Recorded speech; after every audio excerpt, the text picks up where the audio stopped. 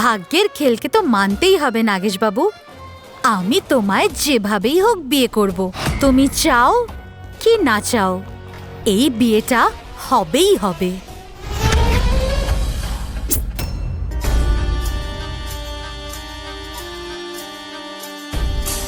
তোমার কোনো চিন্তা করার দরকার নেই নাগেশ, কারণ তোমার খুশিতেই আমার খুশি।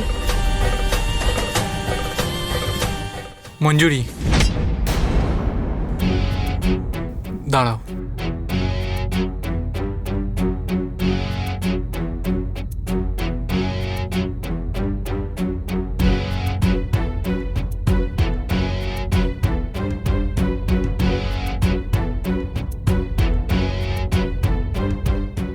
আমি সেই কথা বলিনি মঞ্জুরি। থাক নাগেশ, ইটস ওকে। আমি জানি যে কাউকে কিছু নিয়ে জোর করলে কেমন মনে হয়। আমি আসছি। আমার কথাটি একবার শোনো মঞ্জুরি।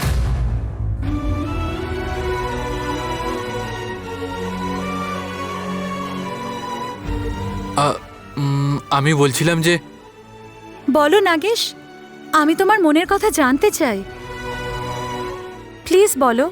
মঞ্জুরি, তুমি যেটা ভাবছো সেটা একদম ঠিক। Yes, you are right. আমি প্রকৃতপক্ষেই এই বিয়ের জন্য আমি রেডি নই। আসলে তোমার জন্য না,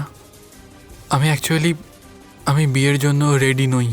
এইসব এত তাড়াতাড়ি হলো যে আমি যে ভাববো তার সময়টাই পাইনি।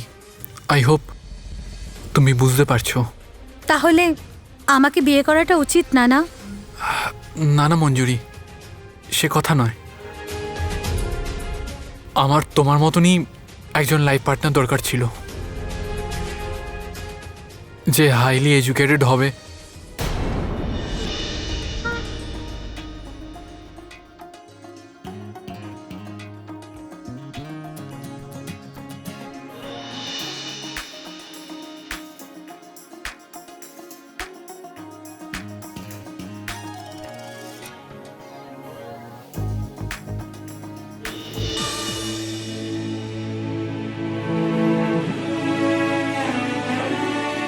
যে একদমই অন্ধবিশ্বাসকে প্রশ্রয় দেয় না, অন্ধবিশ্বাসকে মানে না।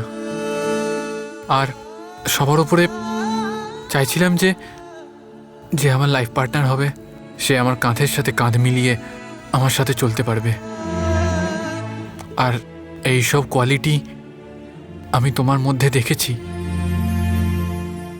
হ্যাঁ, অবশ্য আমি চাইছিলাম যে আমি আমার লাইফ পার্টনার নিজে পছন্দ করব, কিন্তু আমার মা তোমাকে আমার জন্য বেঁচেছে।